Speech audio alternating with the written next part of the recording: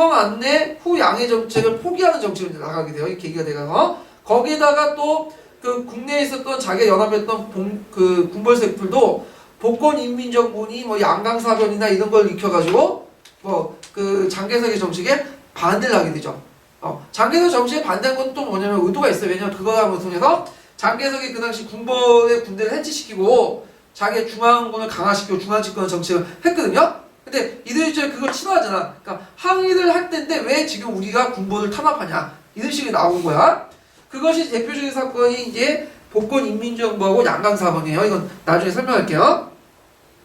그래서 나중에 이제 이런 과정에서 뭐냐면 서한 사건을 통해서 완전하게 이제 국공합작 일치항이 되죠.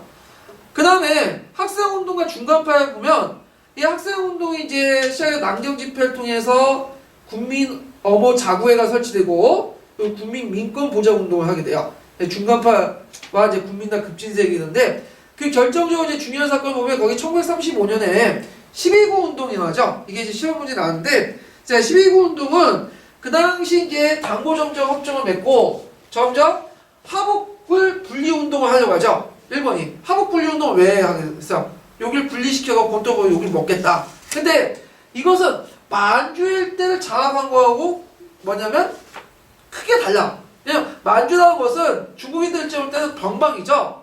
원래 예전에 영토가 아니었고 그래서 별 신경 안 했는데 이 연화성이나 바로 국경 앞까지는 뭐예요? 중국 본토잖아. 그러니까 여기만 장악했어 일본 애들이. 또 살금살금 뭐야? 여기까지 다 장악하고 조금씩 장악해서 어디 다 중국 전역을 장악할 수 있잖아. 그러니까 이게 위기의식을 느낀 학생들이 북경대를 중심으로 해서 뭐냐면 들고 일어난 것이 뭐냐면 12구 운동이에요. 1935년에.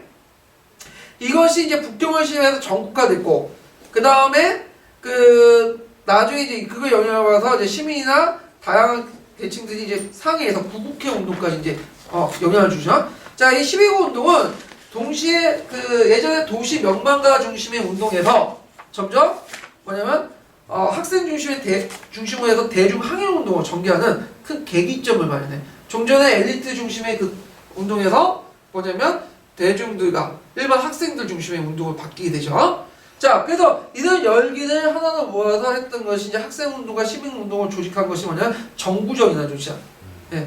그래서 정구정은 이제 중간파의 대표적인 조직인데, 그때 이제 정구정은 피장항인에서 연장항인으로 바뀌게 되죠. 피장은 장개석을 압박해서 항의하는 것보다는 장개석을 막 하라고 압박해서 장개 쪼아가지고는 장개석을 잘 설득시켜서 장개석의 지도를 인정하는 과정에서 항의를 하자. 그리고 모태똥한테 접근해서 너희들 싸우지 말고 그렇게 합의해서 해라. 그러니까 모태똥이 이제 나중에 하는 전략 전술에 따라서 이는 정구령의 의견을 받아들이죠. 그래서 그때 모태똥이 정구령이 내렸던 단결 어무 선언을 어떻게 지시를 해요.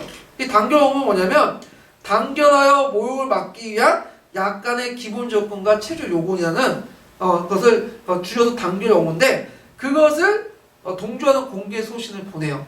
예. 그래가지고 이제 이렇게 해갖고 이것이 나중에 사안 사건을 통해서 이제 하나 일치항의 쪽으로 나가게 되는데 이걸 좀 보시면 되고요.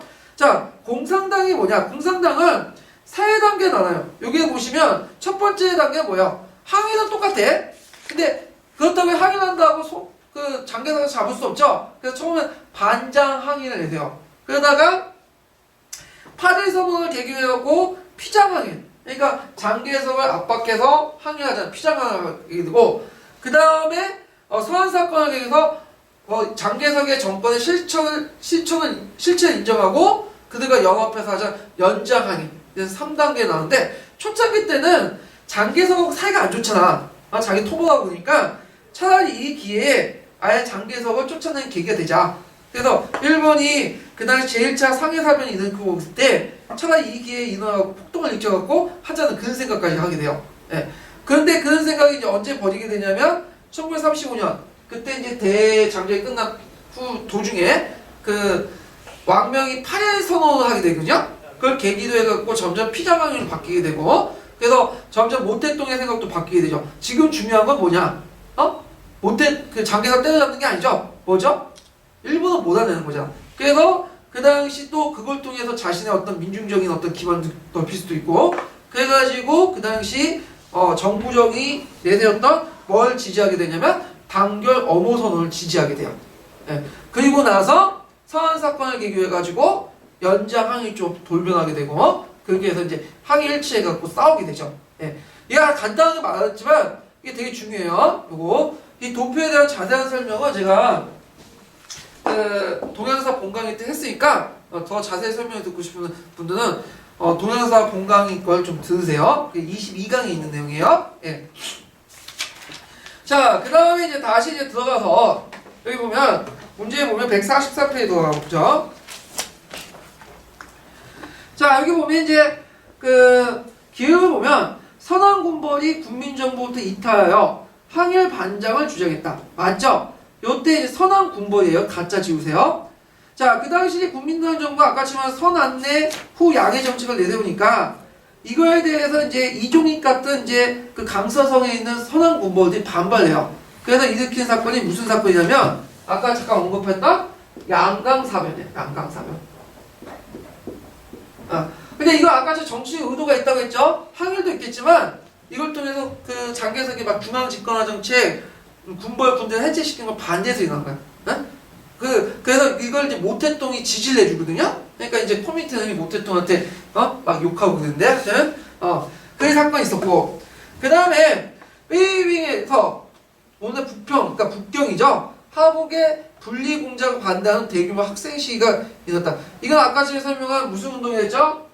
12.9 운동이 됐죠? 이 12.9 운동 1935년에 하북 자치 반대 운동 일어난 12.9 운동인데 자 이게 맞고 그 다음에 뒤에서 보면 코미테르 반제국주의 통일전선에 따라서 7차 코미테르 때 이제 반제국주의 통일전선이 형성됐는데 왜 그러냐면 그 당시 누가 있었어요? 나치니 그 다음에 그 나치즘하고 또 뭐가 있죠?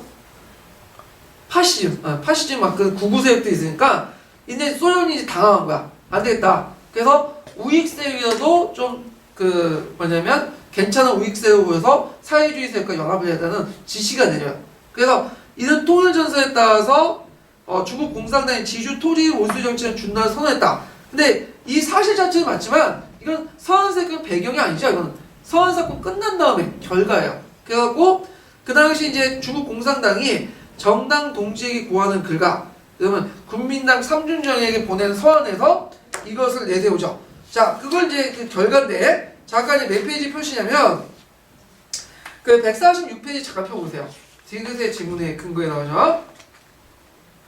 자, 그때 내가 어떤 게 뭐냐면 일단 그 당시 이제 주요 내용들이 있느냐면 자, 기억을 보면 대국민적인 무장폭동 방책을 전국적으로 정지한다. 그러니까 국민당 타도를 더 이상 내세우지 않겠다.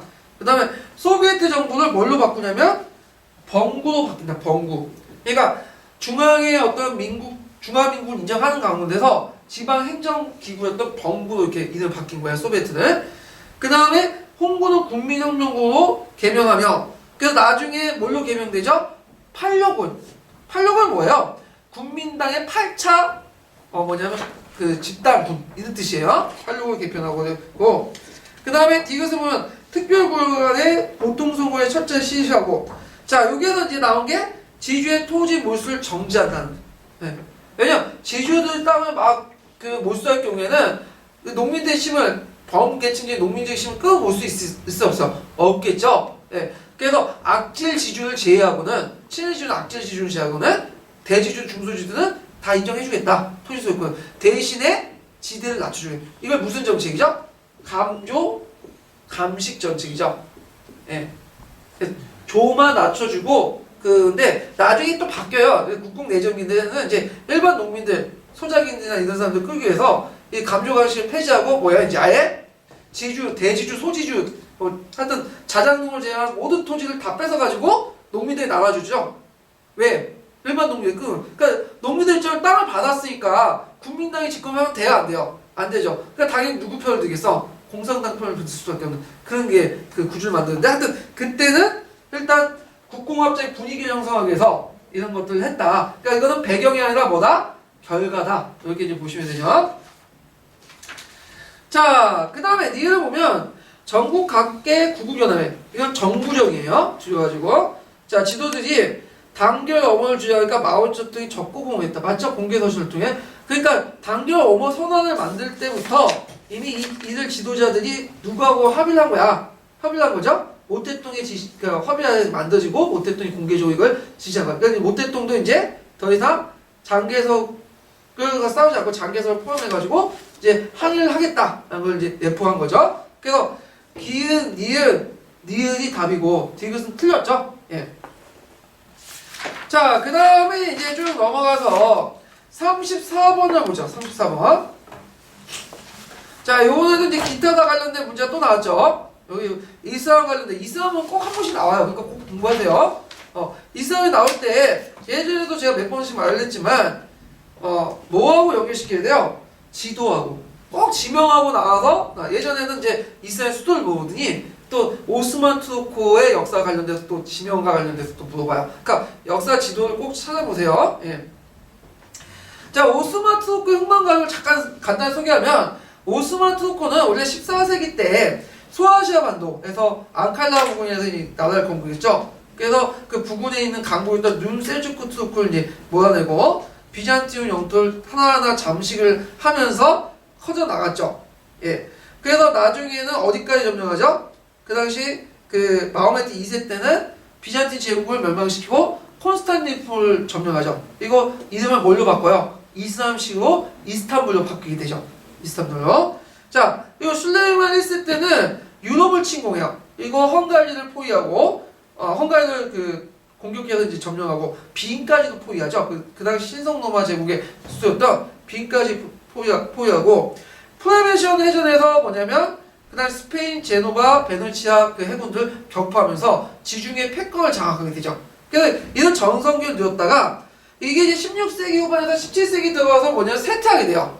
그 결정적인 전투가 뭐냐면 저기 그리스 그 부근의 레파토에서 해전이 일어난 레파토 해전인데 그때 이제 그 뭐냐면 스페인을 중심한 무적 함대 깨게 되죠. 무적 함대 깨지게 되죠. 예. 그래서 이때부터 이제 국내적인 분열이 일어나고 또 그걸 개혁한다고 탄지마트가 일어나고 그래서 탄지마트가 제대로 안 됐죠. 그래서 다시 이제 청년 투르크 운동이 일어나고 그래서 이들이 실권적으로 이제 근대화 개혁을 했지만 이들이 1차 세계대전 때 누구 편을 들었어요? 독일한테 편을 들면서 깨짐으로써 세브르 조약을 맺게 되고 그때 이제 터키가 영토가 어떻게 되죠? 저기 이제 발카반도 일부와 소아시아 지역으로 축소되게 되죠. 그 틈을 넣어서 그리스가 공격하는데 그걸 깬 사람이 누구죠? 터키 근대 아버지 칼말 파샤. 그래서 이 사람이 이제 그 다음에 오스만 투르크 왕조를 멸망시키고 세운 그 국가가 오늘날 터키 공화국이죠. 터키 공화국은 그 당시 앙칼라일 수도 있고 그때 여러 가지 개혁을 했죠. 그래서 무스타파 카말이 이제 개혁하면서 예전에는 이슬람 율법 샬리아가 지배했는데 이제 근대법으로 바뀌게 되고 그래서 터키는 세속 국가예요. 이슬람교를 많이 믿고 있지만 국교로서 이슬람교를 내걸지 않죠. 예, 사우디아라비아와 달리. 그 다음에 정교 분리에 대해서 하고 헌법을 채택하고 문자를 알파벳 형식으로 통일시키죠. 그 다음에 여성의 참여권을 허용하는 등 그 여러 가지 근대적 개혁을 하게 되죠. 그래서 이제 오스만 투르크에서 터키 공화국 간의 역사를 한번 개괄을 해봤고요. 그러면 이제 관련된 문제를 보기 전에 요걸 각각의 지도가 어디에 타는지를 파악해야겠죠. A 지역은 어딜까요? 이스탄불. 이스탄불에 대해서 또 물어본 사람이 있어서 비잔티움 아니냐? 똑같은 말이죠. 원래는 비잔티움 했다가 나중에 콘스탄티노플 황제가 그걸 옮기면 콘스탄티노플로 개칭됐다가 다시 마호메드 2세가 거기 점령함으로써 이스탄불이 된 거죠. B는 오늘 터키 수도였던 앙칼라 지역이고요. 그 다음 C는 바그다드죠. 예, 바그다드. 이 바그다드는 아바스 왕조의 수도죠. 예. 그 다음에 D는 어딜까? 이게 두 가지가 볼 수 있는데 알렉산드로나 아니면 카이로 이렇게 두 가지인데 알렉산드로는 해안 도시예요. 그러면 해안 도시에 있어야 되는데 이거 지도 잘 보면 미세하지만 뭘까요? 떨어져 있죠. 근데 이 떨어진 거리가 여기가 우리가 서울에서 인천까지 거리보다 두세 배가 더 멀어요. 예. 그러니까 이건 카이로예요. 카이로. 예, 카이로. 자, 그러면 각각의 이제 보죠. A는 보면 슐레이만 1세의 명령으로 비잔틴 양식의 모방한 대규모 모스크가 건설했다. 예, 맞죠. 이스탄불 안에는 많은 모스크가 있어요. 근데 우리가 이제 모스크를 따가려면 예전에 그 성소피아 성당이 뭘로 바뀌었다? 이슬람 성으로 바뀐 거니까 그 외에도 그 블루 모스크가 있어요. 아흐메드 그 황제 때 만든 블루 모스크가 제일 크거든요. 술탄 아흐메드 그것도 있고 그 다음에 슐레이만 1세가 만든 사원은 슐레이만 사원이에요. 성소피아 사원이 아니에요. 이게 네, 슐레이만 사원인데 이 슐레이만 사원은 잠깐 보면 몇 페이지 잠깐 보시냐면 그 아이고 갑자기 왜 이래 페이지 수가 보이네. 152페이지. 네. 152페이지 보면 4개의 천탑이 있고 이거 비슷해요. 지붕 양식이 뭐죠? 돔이죠. 돔 양식은 어디에서 받은 거예요? 비잔틴 양식에서 받은 거죠. 네. 이 슐레이만 사원. 근데 슐레이만 때 만들고 이 슐레이만 사원에 누가 그 무덤이냐 또 슐레이만 대제의 무덤이야. 그러니까 왜냐면 서양이나 저기 이슬람권이나 기독교나 무덤이 꼭 뭐예요? 교회고 성당이야. 그런 특징을 가지고 있죠. 그래서 그런 비잔틴 양식에 영향을 받았다. 이런 거를 좀 기억을 해두시면 되고 그 다음에 비릇을 보면 자 앙카라에서 있었던 사건 보면 무스타파 칼말이 600년간 지속된 술탄 정부를 종식시키고 대통령 심했다. 맞죠? 앙카라에서. 자 시인을 보면 이제 술탄 셀리리스가 이 지역을 점령하면서 칼리프 지위를 이양받았다. 이거는 이제 어디냐면 바그다드가 아니라 카이로죠. 이거 세계에서 책이 나왔는데 샬리 1세가 그 다음에 카이로에 망명되어 있던 아바스 왕조의 후손을 찾아내서 칼리프 지위를 계승하게 돼요. 그러면서 이때부터 이제 무슨 제도가 있냐면 슐탄 칼리프 제도. 슐탄은 뭐죠? 정치적 지도자. 그 다음에 종교적 지도를 뭐라고 해요? 칼리프라고 하죠. 이것이 합쳐져서 제전일치 슐탄 칼리프 제도가 형성되죠. 이거는 이제 카이로를 뜻하는 거고 그 다음에 D는 샬리 2세가 파견된 오스만대는 교황 에스파냐 베네치아 동맹에 결성한 해군을 폐했다. 16세기 때 초반에 일어난 레파토 해전인데 이 위치가 잘못됐죠. 위치를 잠깐 파악을 해두면 어디냐면 150페이지 잠깐 펴보세요. 제가 이제 역사과 지도에서 이제 발췌한 건데 자 여기 보면 니을 있죠. 니을 가로에 넣고 여기 니을 딱 이렇게 적어놓은 거 있잖아. 네. 요 지역이야. 어디에 있어요 지금? 펠레포네소스 반도 위쪽 해안가에 있죠? 네, 여기가 레파토 해전이에요. 그래서 요때 레파토 해전을 스페인 함대가 이기면서 무슨 함대의 칭호를 받게 돼요? 무적 함대라는 칭호를 받게 되죠. 이때부터 스페인의 무적 함대가 스페인이 지중해 패권을 장악했는데 이 패권은 언제까지 가죠? 영국의 엘리자스 여왕에서 깨지게 되죠. 네. 자, 그래서 이렇게 이제 보면 되고 자, 그래서 이제 터키 역사 많이 나오니까 특히 오스만 투르크 역사 많이 나오니까 이거 좀 정리해 주시는 것도 괜찮을 것 같아요. 자, 그 다음에 이제 볼 게 뭐냐면 35번 문제죠. 자, 35번 문제인데 요거는 쉽게 풀 수 있어요. 오답은 되게 어렵게 만들었는데 정답이 쉽게 나왔죠. 이거 뭐 그 교과서만 읽어도 풀 수 있는 문제인데 자, 이곳에 대한 설명을 보자. 이게 조선왕조 실력인데 이거는 이제 읽어보면 각자 읽어보시고 시간 관계상 이건 딱 보면 뭐라는 걸 알 수 있죠? 비변사. 네, 비변사. 네. 그래서 이 비변사라는 것은 병방의 문제를 대비하게 한 기구죠. 그래서 그 중종 때 그 당시 이제 여진과 왜군을 대비해 설치했다가 명종 때 을묘 외변을 계기해서 상수가 되죠. 그 양난 후에 이제 병방과 국방 문제뿐만 아니라 여러 다양한 문제를 논하는 핵심 기구가 되고 나중에 서인 노론 그 다음에 세도 정치기 때 여기에서 주로 이제 고위직 관료들이 모여가지고 정치를 결정하면서 종전의 의정부 육부 체제가 어떻게 돼요? 육조 체제가 몰락하게 되죠. 자, 이 그 비변사가 나중에 이제 대원군이 짓고 나서 왕권 강화 정책을 하면서 이 뭐냐면 정치적 기구는 의정부에 그 다음에 군사적 기구는 상권부를 다시 부여해서 그게 넘기고 나중에는 폐지시키죠. 자, 그럼 비변사는 건국대전에 명시된 기구일까요? 아니죠. 이건 법적 외의 기구예요. 나중에 속대전에 명시됐는데 비변사의 특징이 뭐냐면 그 비변사 구성원들이 그 제조제에 의해서 운영된다. 제조제라는 건 뭐죠? 다른 그 간직을 맡으면서도 뭐냐면 특별한 간직을 두지 않고 거기에 다른 간직을 맡은 사람이 겸직하는 제도야. 이게 비변사라고 하죠. 자, 아니 이걸 제조제라고 하는데 자, 제일 높은 자리가 뭘까요? 비변사의 제일 높은 자리는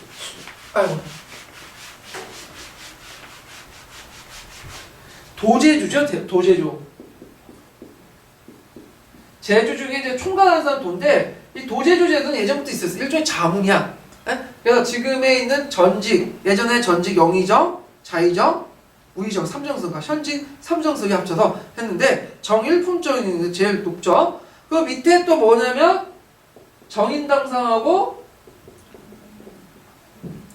그 다음에 예견당상으로 나누죠. 전인당상은 뭐냐면 정치적 영향력이나 실무 능력 때문에 한 거고, 예견당상은 이제 특정 간직에 따라서 자동적으로 임명되는 거야. 그 대표님이 5조 판사, 5개 판사와 강하 유수경, 유수가 여기 들어가는데, 그 외에도 여러 가지 분류가 있는데 시간 관계에 다 설명 못하고, 그 뒤에 제가 적어놨어요. 보충자료에. 각자 이제 읽어보시고요. 하여튼 이 비변사 관련된 능력 관련된 그거고, 비변사를 찾으면 쉽게 찾을 수 있죠? 답 2번이죠? 2번이고, 1번은 뭐하는 기관일까요? 전제 강화 개혁에 대해서 반대 세력의 저항을 억압하기 위해서 고려만에 처음 만들었다. 자, 이거를 이제 전제 개혁하면 왜 가전법만 생각하는데, 이 고려 후기 때부터 전제 개혁은 있었어요. 왜 있었어요? 그 당시 이제 전시가치가 붕괴되고 검문 세력들이 농장을 확대가잖아. 그러니까 더 이상 이제 수조권을 확보할 수 없으니까 관리된 월급을 주려면 뭐예요? 토지제도 개혁해야겠죠. 그래서 여러 토지제도 개혁인데 이걸 이제 전민 변전 사업 또는 녹가전 이렇게 이제 볼 수가 있는데, 고종 때는 그런 개혁의 이제 기구의 중심 기구로서 고종 때 만든 것이 뭐냐면, 최초로 이제 만든 전제 개혁 기구로서 고종 때 급정도감 있죠? 강화도에 이제 있을 때 고종이 급정도감 하는데, 이 급정도감은 최초의 전제 개혁기구예요. 그래서 강화도에 있을 때 고종이 만들었고, 이게 충성왕 때 잠시 폐지됐다가 다시 부활돼. 그래서 나중에 공양왕 때 가전법 개혁을 하죠. 그때 중심기구가 뭐였어요? 이거 급정도감이었어. 급정도감. 그래서 최초의 그 개혁기구는 뭐였다는 급전도감을 가졌을 게 되게 많다. 그죠? 급전도감. 그 외에도 충성왕 때는 전민 추세도감 있죠. 되게 도감자가 붙은 거는 이제 보통 특정한 일을 담당한 간섭한 뜻인데, 추세라는 거 아시죠? 네? 이거는 원래 신부 돌이킨다는 뜻이야. 노비였던 사람을 양이로 이렇게 만드는 그런 것들이고, 그 다음에 공민왕 때는 여러분도 알다시피 전민 변전도감 이런 것도 다 똑같은 맥락에서 이제 개혁기구였다. 이렇게 이제 보시면 될 것 같죠? 자, 3번은 국왕의 공식 일교인 일성론과 어제의 문서 작성을 했다. 이건 규장각이라 이제 볼 수 있는데, 일성론은 뭐냐? 일성론은 뭐냐면 처음 썼던 사람은 누구죠? 정조죠. 정조가 세손 시대 때 하루하루 적었던 것인데, 원래는 개인 일기에서 출발했지만 이것이 이제 국가의 공식적인 문서가 돼요. 그래서 이제 조선 왕조 실록은 국왕이 열어볼 수 없죠. 그러니까 국왕이 뭔가 참고할 수 있는 자료가 있어야 될 거 아니야. 그래서 성왕에 있는 것들을 이제 쭉 적어놓은 건데, 일성록은 왕을 중심으로 해서 기록이 돼요. 왕의 동선에 따라서. 그래서 왕이 받아보는 상소문, 여러 가지 뭐 포고문 이런 것들 다 기록을 하고, 그 다음에 주로 이제 담당 부서가 이제 승정원 주사가 이걸 기록을 하게 되는데, 자, 하여튼 그걸 이제 다 기록을 하는데, 일성록 사회적 가치가 되게 높은 건 뭐냐면, 19세기 때 들어와서 조선왕조 실록이 왜곡이 되게 많이 나. 양도 축소되고. 왜 그럴까요? 세도 정치가들이 장악하다 보니까 지멋대로 뭐냐면 이렇게 들어와가지고 실록을 왜곡시킨 거야. 그러니까 조선왕조 실록을 읽어보면 제대로 답이 안 나와. 시대상을 알 수 없고. 그러니까 그때 이제 필요한 자료가 뭐냐면 일성록. 그러니까 조선왕조는 2차 사료지만 일성록은 그 자리에서 쓰는 1차 사료 아니에요. 그 다음에 또 하나가 뭐냐면 승정원 일기. 이게 되게 중요한 사료를 부각이 되면서 이게 상당히 중요한 사료로서 이제 가치가 있고요. 자, 그다음 어제인데, 어제라는 것은 왕이나 왕비가 내는 교서, 그 다음에 또 보통 이게 그 신년사 같은 거 하죠? 윤음이라고 해요. 이 윤음. 그 다음에 이제 유지 등을 모아가지고 작성한 건데, 실질적으로는 왕과 왕비가 작성한 건 아니고 여러 간서들이 맡아서요. 예문관, 지편전, 홍문관, 규장관 이렇게 간서가 맡게 하거든요. 그래가지고 했는데, 하여튼 이때 대표적인 어제가 뭐냐면 이제 정조의 홍제정서 아시죠? 정조가 쓴 여러 가지 책들이나 그런 것들을 이제 모아서 어필들 모아가지고 하는 것이 홍제정서. 그래서 규장각이 그 역할을 한 중요한 가서인데 이 규장각인데 또 자 하면 또 다른에서 일성론의 규장각하고 또 관련된 기구가 뭐냐면 그 홍문관도 답이 될 수도 있어요. 예, 홍문관은 근데 제 생각 규장각이 더 큰 것 같아. 이거는 이제 규장각 알아두시고요. 자, 그 다음에 이제 경기 지역의 여러 진을 통솔하여 수도의 수비를 담당하였다. 자, 이거는 뭘까요? 이거는 이간의 난이 진압되고 나서 인조 때 설치된 서울과 경기 지방의 소고군호에 담당한 총융청이죠. 총융청이 설치되죠.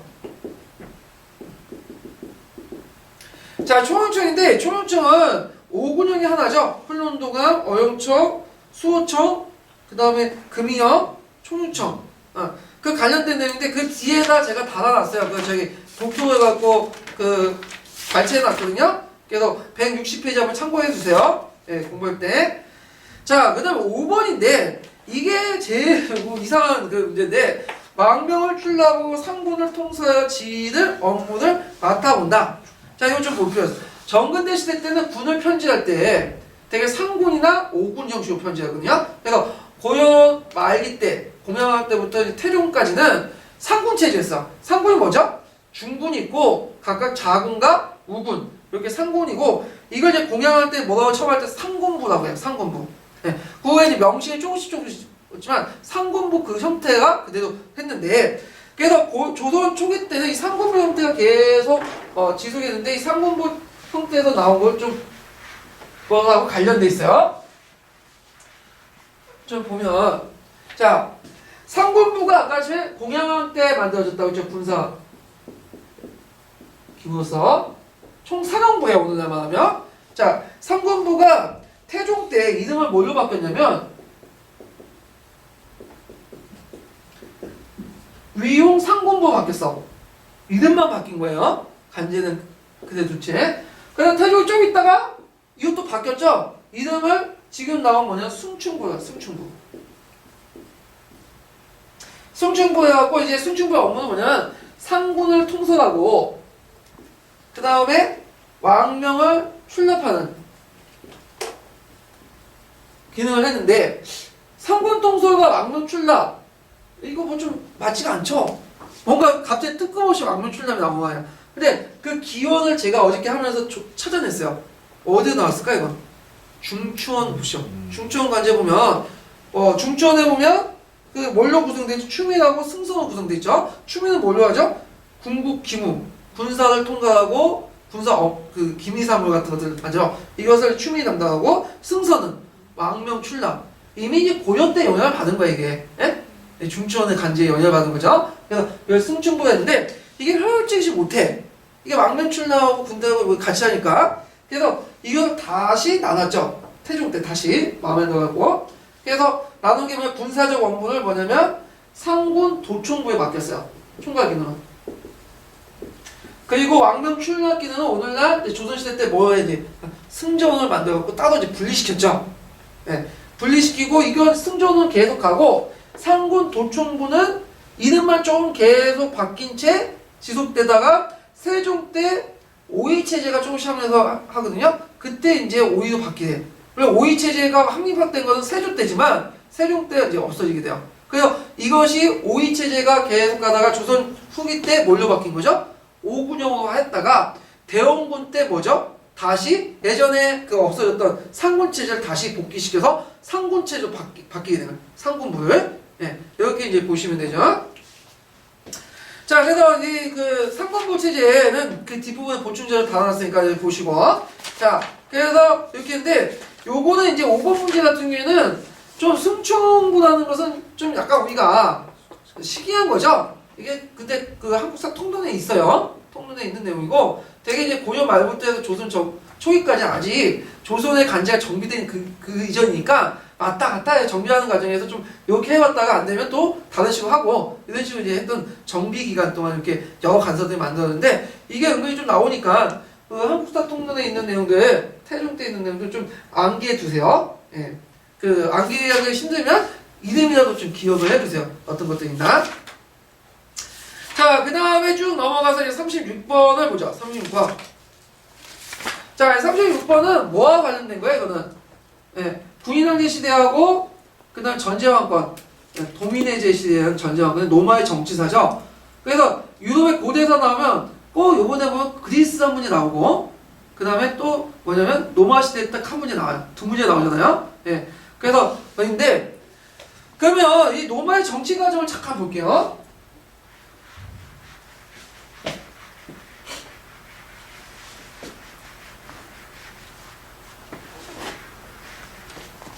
자, 로마의 정치 과정을 좀 살펴보면, 이렇게 쭉 보면, 자, 처음에는 무슨 거였어요? 왕정이었죠? 왕정. 자, 그러다가 이제 귀족정으로 넘어가고, 그 다음에 민주정이 되죠? 근데 실제 이 민주정은 모든 국민들이 참여한 민주정이 아니라 누구? 원로원 계층들. 얘들 참여한 거고. 근데 이제 이것이 아우구스라는 사람, 아우구스투스라는 사람들을 계기로 해갖고, 여기까지 뭐가 되는 거야? 여기까지 제정으로 바뀌죠, 제정. 황제가 지면은. 근데 전반기 때는 5년제까지는 여기는 그 제정이지만 실제로 어떤 식으로 겉으로는 공화정 체제를 유지해요. 원료원을 중심만. 그래서 그 황제는 프리캡스를 해가지고 그 원료원의 명단에 제1에 올린 사람을 해갖고 하고 실제적으로 제정을 하게 되죠. 이걸 이제 프리캡스라고 하는데, 자, 근데 이 군인왕제라는 가도기 시기를 거쳐가지고 뭐냐면 디오클라티누스 황제 때부터는 무슨 걸로 해요? 완전한 제정으로 넘어가죠.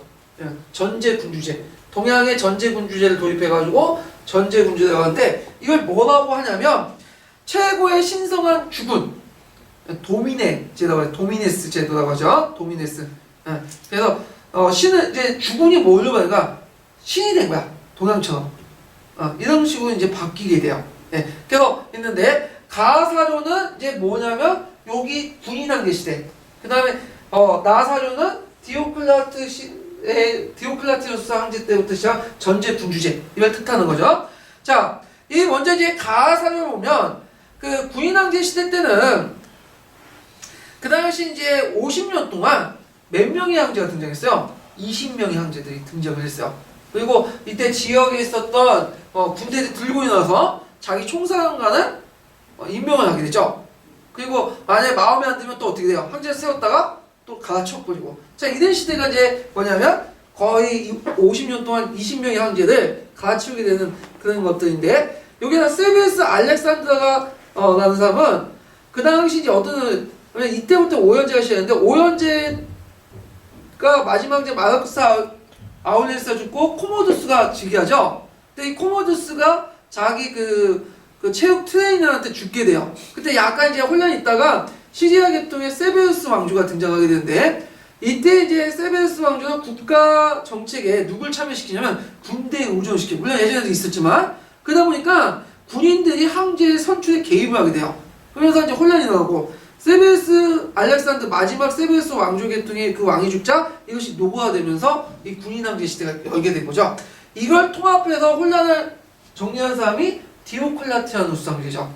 디오클라티아누스 황제. 그래서 디오클라티아누스 황제는 여러 가지 정책을 펼치게 되죠. 그래서 이제 그 정책들의 내용을 좀 잠깐 살펴보면, 그 당시 이제 그 디오클라티아누스는 군인왕제 여러 황제들이 맞는 걸 막기 위해서 4명의 체제를 두죠. 4명의 황제 체제. 2명은 뭐죠? 동부와 서부에 2명의 정제, 아우구스티누스를 두고, 그 다음에 2명의 부제, 희재를 두고, 그리고 앞에 황제가 죽으면 그 뒤에 있는 황제가 또 곧바로 승계해가지고 도중에 왕의 승계에 군대가 계승하는 걸 박아버리죠. 그래갖고 정제가 죽으면 곧바로 누가 되는 거야? 부제가 되고, 그 다음 새로운 부제를 뽑고, 이런 식의 이제 시스템이 왔는데, 그래서 그 4명 중에 황제 중에 제1인자를 자격을 설정하죠. 근데 오히려 이런 것들이 나중에 디오클라티우스 황제가 죽으니까 어떻게 돼요? 더 분열되는 원인이 돼요. 폐지돼요. 자, 그 다음에 물가 상승을 막기 위한 최고 가격제를 고정한 신념을 발표했는데, 이거는 이제 그 당시 서부 지중해 그 지역이 상당히 경제에 혼란됐어요. 왜냐면 그 당시 군사비가, 왜냐면 군인들을 이제 먹여 살리고 얘들에게 충성심 확보하기 위해서 월급을 많이 주죠. 군사비가 증대되고, 또 병경에 누가 쳐들어와요? 그 당시 이민족들이 쳐들어오잖아. 그러다 보니까 군사비가 늘어날 수밖에 없고, 이런 막대한 재정을 감당하지 못해가지고 뭐냐면 어떻게 하냐면 이제 그것을 막기 위해서 이제 막대한 비용을 마련하기 위해서 은하를 대량으로 발행하죠. 은하들. 근데 이 은하라는 것이 질이 떨어진 은하야. 함량이. 그러다 보니까 저질 은하죠. 그러니까 이제 물가가 상승하고, 그것 때문에 수공업이 후퇴하고, 실질 임금이 하락하고, 그다음 생산력이 저하되고, 점점 도시 경제가 쇠퇴되고, 거기다 이제 자연 경제 형태로 이제 해결하게 되죠. 거기다가 또 플러스된 것이 뭐냐면, 전국 전쟁이 없어지면 노비의 공급이 끊어지면서 나티품질을 유지할 수 있어요, 없어요? 없죠. 이런 여러 가지 경제적인 혼란상이 있으니까, 그 당시 이런 것들, 물가 상승을 막기 위해서, 그 당시 금화나 은하의 실질 가치를 재정 초기 때 돌리고, 그러니까 함량을 높이고, 각종 정책을 하죠. 그래서 가격이 상하는 액, 최고 가격제. 최고 가격제 뭐야? 누굴 보호하자는 거죠? 소비자들. 그래서 해서 상품 가격 모두 이렇게 했지만, 이게 제대로 됐어요, 안 됐어요? 안 됐죠. 안 됐죠. 근데 이런 과정들을 보면 지금 미국이 이제 달러를 막 찍어내잖아. 재정 적자가 막 일어나니까 약간 미국과 비슷한 것 같아요. 로마의 멸망사하고 미국의 쇠퇴사가 이렇게 일치되는 건데, 나중에 제가 이제 예전에 로마사 할 때 하는데, 로마의 역사를 보면 미국의 역사를 알 수 있어요. 잘 보면. 자, 그 다음에 이제 디귿을 보면 군대 명령 체계를 민간 행정 조직과 통합했다. 아니죠. 군대 조직과 민간 조직을 분리했죠. 왜냐면 예전에 총사령관이 해당 지역장관을 겸하기 때문에 지역 세역화됐죠. 그래서 그걸 막기 위해서 총사령관과 지방행정관을 분리시킴으로써 이제 막고요. 자, 틀린 내용이죠. 니은을 보면 기독교에 대한 간용 정책을 실시했다. 아니죠. 자, 기독교가 왜 탄압받았어요? 기독교가 원래 노만한 나라는 다종교에 대해서 상당히 포용성 있는 나라야. 그래서 그들이 믿고 있는 그리스 신 외에도 다양한 신을 허용했는데, 기독교가 탄압받는 이유가 뭐냐면 황제 숭배를 거부하고 특히 변혁을 거부하기 때문에 탄압을 받는 거죠. 그래서 역대 황제 네로나 테키우스 황제나 특히 디오클라티누스 때 황제 때 되게 탄압. 그래서 대단한 탄압을 할 때 이 디오클라티누스 황제 때요. 그래서 디오클라티누스 황제는 칙령을 반포해서 교인들의 집회를 금지하고, 그 다음에 성경책을 다 소멸시키고, 그 다음에 그 당시 이제 기독교 신자가 간직을 침하지 못하는 등등 탄압 정책을 하게 되는데, 그 당시 또 디오클라티누스가 탄압 정책을 했던 이유가 뭐냐면, 그 당시 사람들 어떤 생각을, 로마가 이렇게 혼란에 빠진 것은 정통적인 신의 노용을 샀기 때문이다. 그래서 정통 종교를 포기하고 예전에 외대 종교를 받았기 때문에, 그렇기 때문에 정통 종교를 복귀시켜서 이걸 받다가 황제권을 강화시켜. 자, 그런 이제 정책을 폈는데, 이 기독교만은 다른 종교를 인정하지 않죠. 그러니까 기독교 계속 놔둘 경우에 어떻게 정통 신앙, 그러니까 그리스 신대, 로마 신대 분노를 불러일으켜서 이 로마의 자연재해나 이민족의 침입을 더 불러일으키겠다는 어떤 신념이 있었어요. 그래서 이때 대규모 탄압을 한 거죠. 근데 오히려 탄압을 할수록 어떻게 돼요? 순교자가 늘어나고, 이것이 이제 기독교가 확산된 배경인데, 기독교는 또 확산할 수밖에 없었던 게 기독교의 보편적인 논리, 사랑이나 믿음, 소망 이런 것들과, 그 다음에 그 당시 로마의 국가 공동체가 역할을 못했던 것들을 누가 해주는 거야? 기독교 공동체가 해주는 거예요. 여러 일들, 외적을 방배해주고 먹을 걸 주고, 그런 역할을 이제 기독교 공동체가 함으로써 실제로 이제 강대한 세력을 형성되죠. 그래서 콘스탄티노프가 황제가 로마를 해서 이제 기독교 공인한 이전에 이미 거의 로마인들의 10분의 1이 기독교를 믿고 있었고, 그들이 막강한 또 권력도 쥐고 있었어요. 그런 것들이에요. 그래서 오히려 잘 안 됐다는 거. 그래서 나중에 이제 등장한 디오클라티누스 황제 때, 나중에 등장한 콘스탄티노프 황제는 탄압하지 않고 뭐죠? 적극적으로 이용했죠. 그래서 이때 콘스탄티노프가 황제가 집권할 때, 그때 여러 황제들이 있었는데, 자신이 꿈속에 십자가에 든 천사를 봤어. 그래서 십자가 천사를 보고, 십자가 천사가 콘스탄티노프의 이 표지를 들고 싸우면 모든 적들이 물리칠 것이다. 그래서 들고 싸웠더니 이겼더라. 물론 이거는 좀 약간 만들어진 설화인데, 이걸 통해서 이제 뭘 노렸어요? 아까 기독교인들은 변혁을 거부하죠. 근데 이제 명분을 준 거지. 왜? 이거는 성전이다. 이건 싸울 만한 가치가 있다. 그러면서 적극적으로 그들을 끌어들이고 기독교의 신들을 끌어들여서 결국 권력을 쟁취했죠. 그리고 나서 기독교를 공인시켜주고 나중에 테오도시 황제 때는 국교화 되죠. 그래서 기독교는 초창기 때 밖에 나왔지만 이 노마라는 큰 제국을 통해서 오늘날 보편종교로 뭐냐면 퍼져나가는 그런 과정을 겪게 되는데, 자, 하여튼 이런 것들을 이제 좀 보시면 될 것 같아요. 그래서 오늘날 기독교의 문제점 해결하는 거여서 좀 약간의 피해 수정이 좀 필요할 것 같아요. 그러니까 초심으로 돌아가는. 예. 자, 그래서 이제 틀렸고 기읍과 니은이 답인데, 그 외에도 디오클라티누스 때 이제 해결했던 이제 정책은 그 소작인을 결박하는 정책 있죠? 예, 소작인을 결박하는 정책들. 그래가지고 그때부터 이제 콜로노스제가 이제 실시됐고 그걸 완비했던 사람이 누굴까요? 나중에 콘스탄티노프 황제 때죠. 콘스탄티노프 황제 때는 더 나아가서 소작인이 도망가면 지주가 잡아올 수 있도록 콜로노스제가 확립이 됐고, 또 콘스탄티노프 황제는 수도를 어디로 옮겼죠? 콘스탄티노플로 옮겼죠. 예, 그래갖고 왜냐면 상대적으로 경제적 안정 지역이 어디예요? 동부 지중해 지역이기 때문에 옮겼죠. 그래서 솔리디우스 같은 금화를 사용하고 등등 했는데, 하여튼 이런 내용들. 그래서 디오클라티누스 황제와 콘스탄티누스 황제의 정책들 좀 공부해 주셔야 돼요. 예. 그래서 답은 기읍과 니은 1번이고요. 그 다음에 쭉 넘어가서 37번을 이제 보는데요. 자, 러시아 혁명을 넣어보죠. 러시아 혁명. 우리가 몇 시에 시작했죠? 45분 했어. 1시간 지났나요? 1시간 반? 예? 1시간 반이요? 네. 네, 좀 쉬었다 하죠. 예.